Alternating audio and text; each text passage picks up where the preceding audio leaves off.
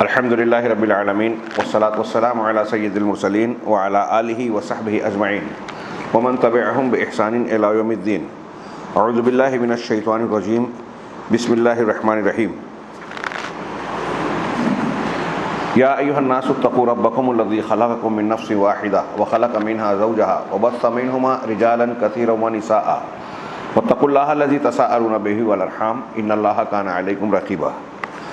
محترم حاضرین، اللہ کا فضل و احسان ہے کہ اس نے ہمیں رمضان المبارک کی عظیم الشان نعمت سے نوازا۔ یہ ایسی نعمت اور انعام ہے جسے امت محمدیہ کا اختصاص کہا جا سکتا ہے کہ اللہ تعالیٰ نے دیگر امتوں کو لمبی لمبی عمریں، عبادت کے لمبے مواقع عطا فرمائے، اور امت محمدیہ کی عمر اگرچہ کم ہو گئی، اوسط عمر 60 سال ہے، لیکن ایسے مواقع، ایسی فضیلت والے اعمال یا مواقع عطا فرمائے اللہ رب العالمین نے اس امت کو کہ ہم کم مدت میں ان لوگوں سے، پچھلی امتوں سے زیادہ عمل یا اجر و ثواب کا کام کر سکتے ہیں۔ انہی میں سے ایک نعمت رمضان المبارک ہے۔ اس کے فضائل، فوائد، برکتیں، رحمتیں کتنی عام ہوتی ہیں، ہم سنتے رہتے ہیں، اور حقیقت یہ ہے کہ یہ ایک ہم اور آپ انسانی اعتبار سے اندازہ نہیں لگا سکتے کہ اللہ تبارک و تعالیٰ نے اس میں کیسے کیسے فضائل اور برکات رکھی ہیں۔ اس تناظر میں ہم غور کرتے ہیں تو اس ساری فضیلت اور برکت کی مناسبت اللہ نے یہ مقرر کی کہ اس ماہ مبارک میں قرآن نازل کیا گیا، اور اگر آپ تفصیل دیکھیں تو پچھلی آسمانی کتابیں بھی رمضان میں ہی نازل کی گئیں۔ روایتیں اس سلسلے کی موجود ہے۔ رمضان المبارک میں قرآن لیلۃ القدر میں نازل ہوا۔ یہ مہینہ شہر مبارک بن گیا، مبارک مہینہ، اور جس رات میں نازل کیا گیا اس کو اللہ تعالیٰ نے لیلۃ القدر کی حیثیت دی، جو 1000 مہینوں سے بہتر ہے۔ یہ میں نے تمہیدی طور سے یہ بات جو یاد دلا رہا ہوں اس تناظر میں کہ قرآن، یہ ماہ رمضان ماہ قرآن ہے۔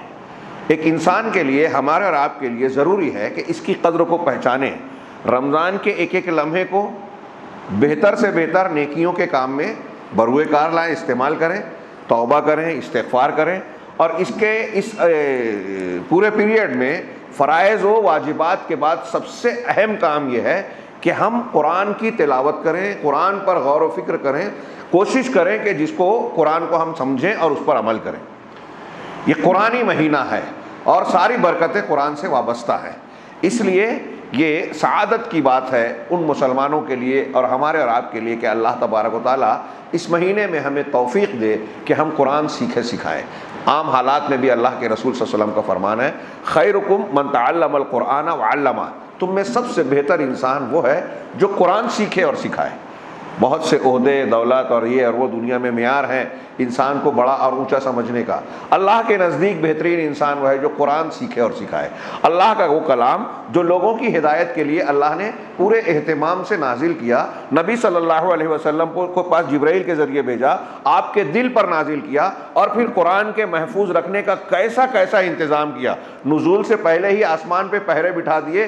حضرت ابن عباس کہتے ہیں کہ جینوں کا لشکر جو ہے وہ کہنے لگا کہ ہم اب آسمان میں چڑھتے ہیں تو شہاب ثاقب ہمارا تعاقب کرتا ہے، کچھ نہ کچھ بڑا واقعہ ہوا ہے۔ لوگوں نے ٹولیاں بنا کر دنیا میں پھیلائی، اور ایک ٹولی اللہ کے نبی صلی اللہ علیہ وسلم وادی نخلہ سے گزری تو نبی کریم صلی اللہ علیہ وسلم صحابہ کرام کو فجر کی نماز پڑھا رہے تھے جس میں قرآن کی تلاوت کر رہے تھے۔ جنوں کی جماعت نے جب سنا، ٹھہر گئے، قرآن نے اس کی خبر دی سورہ احقاف میں اور سورہ جن میں، تو ان لوگوں نے واپس آ کر جنوں کو بتایا کہ ہم کو سمجھ میں آ گیا کہ کیا بات ہے۔ اللہ تبارک و تعالیٰ نے ایک خاص کلام اور ہدایت کا فرمان نازل فرمایا محمد رسول اللہ صلی اللہ علیہ وسلم پر۔ وہ ہدایت اور رشد کی طرف رہنمائی کرتا ہے، ہم اس پر ایمان لے آئے، ہم شرک اور کفر سے توبہ کر رہے ہیں، تم بھی ایمان لے آؤ، داعی بن کر لوٹے۔ اللہ تعالیٰ نے آسمان پر پہرے بٹھا دیے، نبی صلی اللہ علیہ وسلم کی حفاظت فرمائی، قرآن کی حفاظت کا ذمہ لیا۔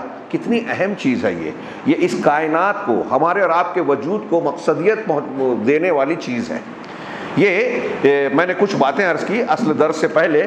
مقصود یہ ہے کہ اس درس کی، رمضان المبارک میں اس خاص دروس کے سلسلے کی اہمیت کو اجاگر کروں کہ ہم کو تھوڑا سا وقت نکالنا چاہیے کہ ہم اپنے آپ کو قرآن سے جوڑیں۔ تراویح میں یا عام حالات میں ہم تلاوت کرتے ہیں، بڑی اچھی بات ہے، لیکن اللہ تبارک و تعالیٰ نے یتلونہ حق تلاوتہ کی جو بات کہی ہے اہل کتاب کے تعلق سے کہ اللہ کے کلام کی تلاوت ویسے کرتے ہیں جیسے تلاوت کا حق ہے، تو آپ دیکھیں صحابہ کرام حضرت عمر بن خطاب رضی اللہ تعالیٰ عنہ، حضرت عبداللہ بن مسعود، ابن عباس اور دوسرے صحابہ نے اس کی تشریح کرتے ہوئے کہا کہ قرآن کی تلاوت حق کے تلاوت کے ساتھ یہ ہے کہ اس کو پڑھا جائے، سمجھا جائے، اس پر ایمان لایا جائے، ہاں محکم اور متشابہ سب کو مانا جائے، اس میں جو حلال ہے اس کو حلال، جو حرام ہے اس کو حرام مانا جائے اور اسے اپنی زندگی میں بروئے کار لایا جائے۔ اب یہ قرآن کا ہم پر حق ہے، ہاں اتنی اہتمام سے اللہ نے نازل کیا، اتنی بڑی قیمتی لذت اور نعمت ہے، ہاں ہم اس کو نہ چکھیں تو یہ بڑی محرومی اور بدقسمتی کی بات ہے۔ لہٰذا قرآن کو سیکھنے سکھانے کا کچھ نہ کچھ سلسلہ سال بھر چلنا چاہیے اور رمضان مبارک میں اس کا خصوصی اہتمام کرنا چاہیے۔ آج ہم درس شروع کر رہے ہیں تو اللہ سے ہم دعا کریں، جیسا کہ ہمارے محدثین اور اسلاف کا طریقہ تھا کہ کوئی دینی کام شروع کرتے تو اپنی نیتوں کو درست کرنے کی تلقین کرتے، اور پہلے آپ دیکھیں حدیث کی کتابوں میں عام طور سے محدثین نے انما الاعمال بالنیات پہلے والی حدیث نقل کی، مقصود اس کا یہی ہوتا تھا کہ ہم یہ کام کتاب لکھنے جا رہے ہیں اور پڑھنے والے پڑھنے جا رہے ہیں، تو پہلے اس کام کو شروع کرنے سے پہلے اپنی نیتوں کو درست کر لیں کہ ہمیں اللہ تعالیٰ اخلاص دے، اور اس عمل کو ہمارے میزان عمل، ہمارے نامہ اعمال میں جو ہے حسنات میں شامل کر کے ہماری نجات کا ذریعہ بنائے۔ آئیے ہم درس کی شروعات کرتے ہیں۔ آج کا درس ابتدائی طور پر میں اختصار سے ہی دوں گا، آج تعارفی طور پہ کہہ دوں کہ اس سے پہلے یہ ہم لوگوں نے یہ جو میرے سامنے کتاب ہے یہ مجالس نفحات من الہدی والایمان من مجالس القرآن، ہاں یہ 1430 میں دکتور ربیع بن ہادی عمیر المدخلی، سعودی عرب کے بہت بڑے عالم ہیں، سلفی علماء میں شمار ہوتے ہیں، بڑے کتابیں ہیں ان کی۔ یہ اس وقت جامعہ اسلامیہ مدینہ منورہ میں جو یونیورسٹی ہے اس کے رئیس و قسم سنہ تھے، یعنی حدیث کے شعبے کے رئیس تھے۔ ان کی مجالس رمضان ہے، ہاں مختلف مجلسوں میں انہوں نے دروس دیے۔ اس کا کچھ حصہ چند مجالس ہم پچھلے اپنے گزشتہ سے پہلے والے سال میں پڑھ چکے ہیں، ہاں ہم یہاں المجلس الرابع سے شروعات کر رہے ہیں، اور آج تمہیدی طور پر صرف ابتدائی 2-3 باتیں جو انہوں نے نقل کی ہے لیکن وہ بھی بڑی اہمیت کی اور جامع باتیں ہیں، میں اسے پیش کر رہا ہوں۔ شیخ نے بسم اللہ کے بعد جو ہے حمد و صلات پیش کیا اور بعد میں کہا کہ یہ سورہ نساء ہے۔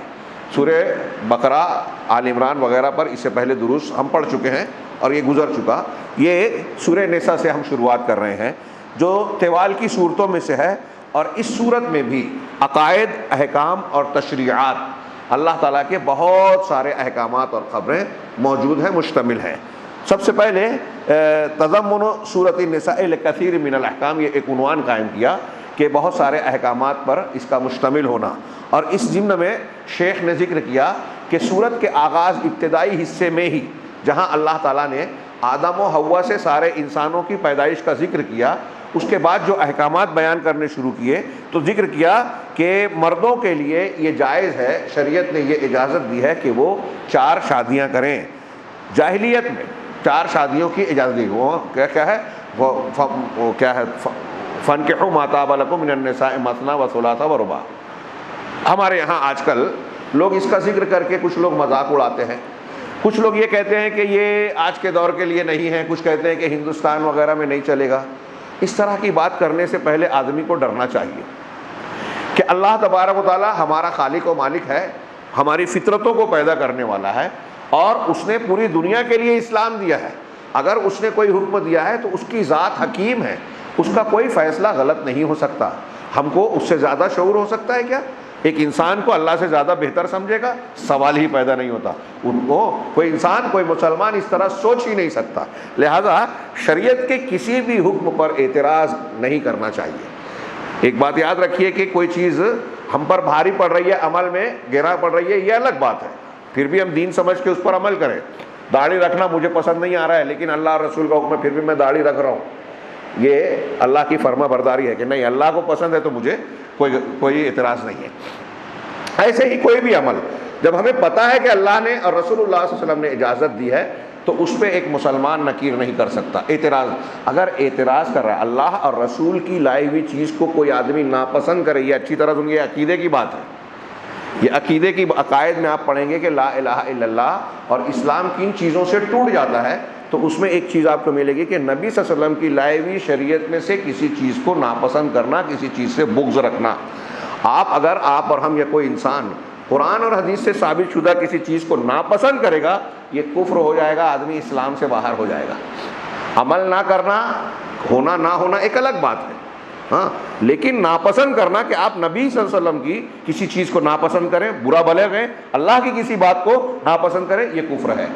ہاں، یہ سورہ محمد کی کیا ہے وہ آیت، کرہوا ما انزل اللہ فاحبط اعمالهم، ہاں، ذالک بانہم کرہوا ما انزل اللہ، اللہ نے جو نازل کیا انہوں نے اس کو ناپسند کیا، لہٰذا اللہ نے ان کے سارے اعمال کو برباد کر دیا. تو اللہ کی نازل شدہ چیز کو ناپسند نہیں کرنا چاہیے. تو شیخ نے آگے کہا کہ لوگ جاہلیت میں، اسلام سے پہلے والے زمانے میں ایک لاقانونیت تھی اس معاملے میں، معاشرتی اور شادی بیاہ کے معاملے میں عورتوں پر ظلم کرتے تھے. کیسے کہ ایک انسان جتنی چاہتا بیویاں کرتا تھا، کوئی قید نہیں تھی، 4 سے زیادہ کرتے تھے شادیاں جاہلیت میں.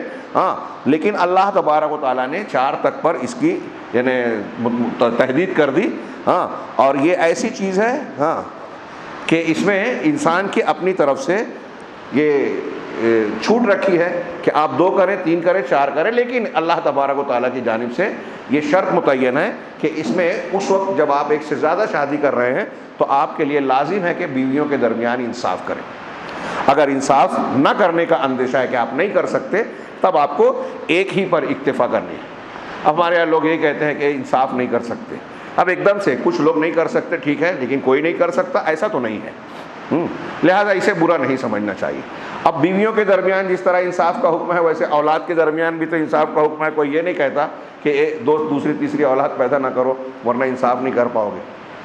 ہاں، تو آدمی کے اندر یہ حوصلہ ہونا چاہیے. یہ ایک چیز کہ تعدد ازدواج.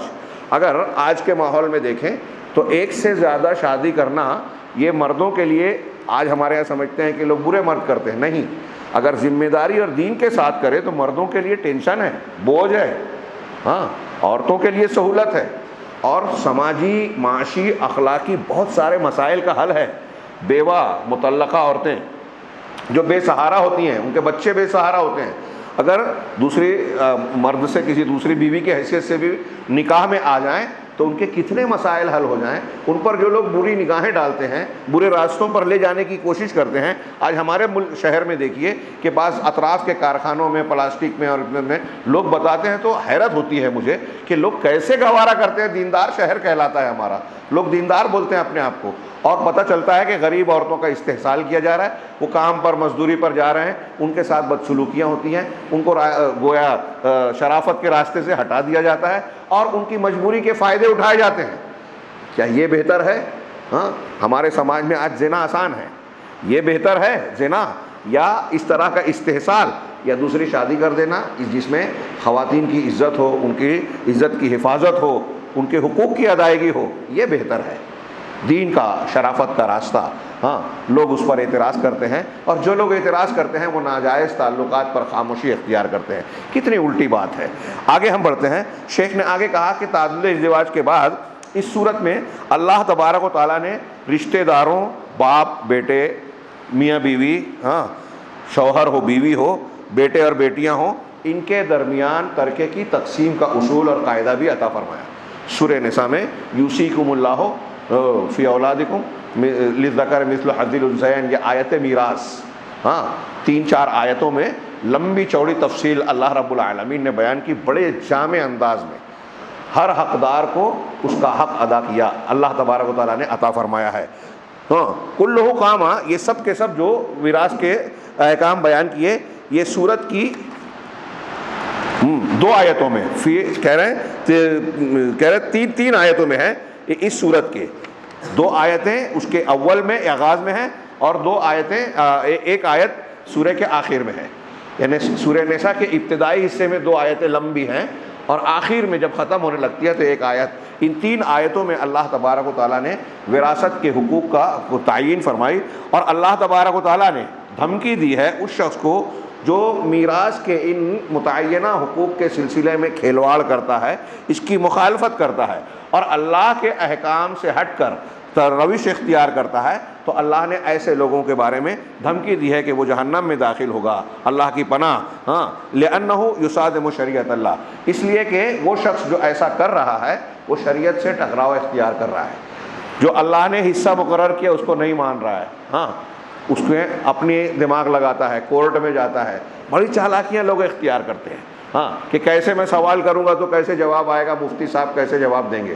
تو لوگ مفتی صاحب سے سوال نہیں پوچھتے، مفتی صاحب کو اپنی تائید کے لیے استعمال کرتے ہیں، پنچ کو اپنی تائید کے لیے استعمال کرتے ہیں، اور ایسی بہت ساری چال بازیاں لوگ اختیار کرتے ہیں جس سے مقصود ہوتا ہے کہ وراثت میں تبدیلی کر دیں۔ اللہ کے نبی صلی اللہ علیہ وسلم نے، میں ایک مثال دے کے آگے بڑھ جاؤں، اللہ کے نبی صلی اللہ علیہ وسلم نے لا وصیت لوارث، کسی وارث کے لیے وصیت نہیں ہوگی۔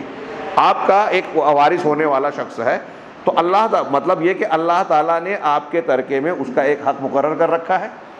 اب آپ اس کے حق میں اگر وصیت کر رہے ہو تو اس کا مطلب آپ کیا کہہ رہے ہو؟ آپ یہ کہنا چاہتے ہو کہ اللہ نے جو حق اس کا مقرر کیا ہے میں اس پہ راضی نہیں ہوں، بلکہ میں اس میں کچھ بڑھانا چاہتا ہوں، اور اس کو بڑھا کر کسی اور کا گھٹانا چاہ رہے ہیں۔ تو گویا یہ پورا عمل جو ہے وصیت، وارث کے لیے اگر آپ وصیت کر رہے ہو تو پورے عمل سے یہ ثابت ہو رہا ہے کہ آپ اللہ کی تقسیم اور فیصلے پر مطمئن اور راضی نہیں ہیں۔ ایسے شخص کے لیے جہنم کی وعید سنائی۔ اللہ تبارک و تعالیٰ نے اس صورت میں توحید کا بہت واضح حکم دیا۔ بڑی مشہور آیت ہے وَاعْبُدُوا اللَّهَ وَلَا تُشْرِكُوا بِهِ شَيْئًا وَبِالْوَالِدَيْنِ إِحْسَانًا وَبِذِي الْقُرْبَى وَالْيَتَامَى وَالْمَسَاكِينِ۔ سورہ النساء کی آیت نمبر 36 پڑھیے، اس کو 10 حقوق والی آیت کہا جاتا ہے، آیت الحقوق العشرہ۔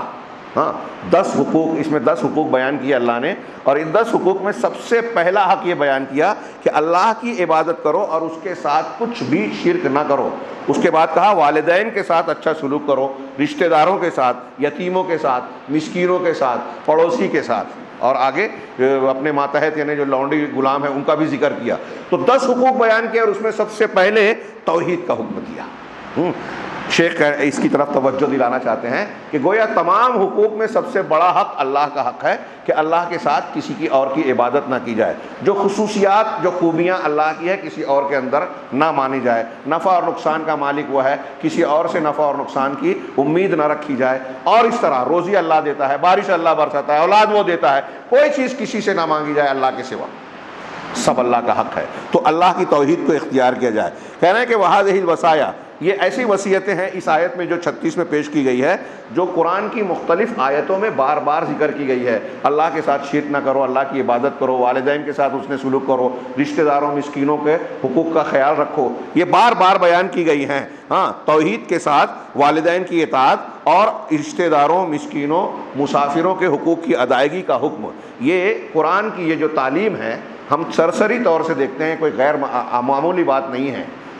آج یورپ اور امریکہ میں اور ہمارے ہندوستان میں بھی اولڈ ایج ہوم کھل گئے ہیں۔ اولڈ ایج ہوم، ماں باپ بوڑھے ہو گئے تو لے جا کے ان کو دے دیا، حکومت ان کو دیکھ بھال کرتی ہے، بال بچوں کو فرصت نہیں ہے، ٹائم نہیں ہے۔ آپ نے شاید کئی مرتبہ یہ واقعہ سنا ہو، سویڈن کا کئی سال پہلے رپورٹ آئی تھی کہ کچھ مسلمان ایسے اولڈ ایج ہوم میں چلے گئے جہاں بوڑھے مرد اور عورتیں، 38 بوڑھے مرد اور عورتیں وہاں رہتے تھے۔ تو انہوں نے قرآن میں والدین کے ساتھ کیسا سلوک ہونا چاہیے آیتوں کو چن چن کے پڑھ کے سنایا۔ تو حاضرین میں سے ایک بوڑھا آدمی جو عیسائی تھا، اس نے کھڑے ہو کر روتے ہوئے کہا کہ بھائیو، یہ جو تم آج آ کے ہم کو بتا رہے ہو، سنا رہے ہو قرآن کی بات، اسلام کی تعلیم والدین کے بارے میں، تم نے بہت دیر کر دی، کاش کہ تم 40 سال پہلے آ کر ہم کو بتایا ہوتا۔ اگر اس وقت ہم کو یہ تعلیمات معلوم ہوتی اور ہم اس پر عمل کی ہوتے، اپنے بچوں کی تربیت کی ہوتی، تو آج ہم یہاں اکیلے آنسو نہیں بہاتے۔ مطلب اس واقعے سے ہمیں یہ پتہ چلا کہ وہ بوڑھے جو سسک کر، ریڑیاں رگڑ کر اکیلے قید تنہائی میں مر رہے ہیں، ان کو قرآن کی ان تعلیمات کی ان سماج اور معاشرے کو ضرورت ہے۔ تو دکتور ربی کہہ رہے ہیں ان آیتوں کو کہ یہ جو قرآن میں بار بار ان احکامات کو دہرایا گیا ہے، یہ بہت عظیم الشان تربیت ہے۔ اگر غور سے دیکھیں کہ اس ایک آیت میں جو 10 حقوق بیان کیے گئے ہیں، اللہ کا حق، پھر والدین کا، پھر رشتہ داروں کا، پھر بیوہ، مسکین، یتیم اور مسافروں کا، ان حقوق کا بندہ اگر ہمارے سماج اور معاشرے میں لحاظ کیا جانے لگے تو کتنی اتنی خیر و برکات اور اتنی اصلاح ہو جائے گی، یہ ساری برائیاں اور بہت ساری جو مصیبتیں پریشانیاں وہ ختم ہو جائیں گی، ہر طرف برکات اور اللہ کی نصرت کا وہ ہوگا۔ جیسے چنانچہ کہتے ہیں وَهِيَ وَهَذِهِ تَرْبِيَةٌ عَظِيمَةٌ عَلَى الْبِرِّ وَعَلَى الْإِحْسَانِ، یہ نیکی اور احسان پر اور نیک کام کرنے پر، خیر کے عمل کرنے پر بہت عظیم الشان تربیت ہے۔ وَهَذَا شَيْءٌ تَمَيَّزَ بِهِ الْإِسْلَامُ، اور یہ ایک ایسی چیز ہے جس سے اسلام ممتاز ہے، دوسرے مذاہب میں آپ اتنی جامع، اتنی متوازن اور ایسی تعلیم کہیں نہیں پائیں گے۔ کچھ چیزیں خوبیاں ہیں لیکن اس انداز میں نہیں ہے، اس کامل انداز میں نہیں ہے جیسے اسلام میں بیان کیا گیا ہے، اور یہ تعلیمات قرآن عظیم میں ہے۔ اس صورت میں فی ھذہ شیء عجیب وفی، اور اس صورت میں بہت ہی عجیب انداز میں بیان کیا گیا ہے۔ ہاں، اس میں عظیم تربیت ہے رحمت پر، شفقت پر، احسان اور بر پر، یعنی اس صورت میں جس انداز میں یہ چیزیں بیان کی گئی ہیں اس میں انسان کو ابھارا گیا ہے رحمت و شفقت کے ساتھ میں۔ جو مثالیں بیان کی گئی ہیں آپ اس کا مطالعہ کریں، بڑی یتیموں کو کے حقوق پر ابھارا گیا ہے، تو اس کی مثال دی گئی ہے کہ اگر آپ سوچئے تھوڑی دیر کے لیے کہ آپ جوان ہو، آپ کا بچہ یتیم ہو جائے، تو کیا آپ یہ پسند کریں کہ آپ کا بچہ در در کی ٹھوکریں کھاتا پھرے؟ سوچئے تھوڑی دیر کے لیے کہ آپ جوان ہو، آپ کا کمسن چھوٹا بچہ ہو اور آپ کی وفات ہو جائے، آپ کے بچے کا کیا ہوگا؟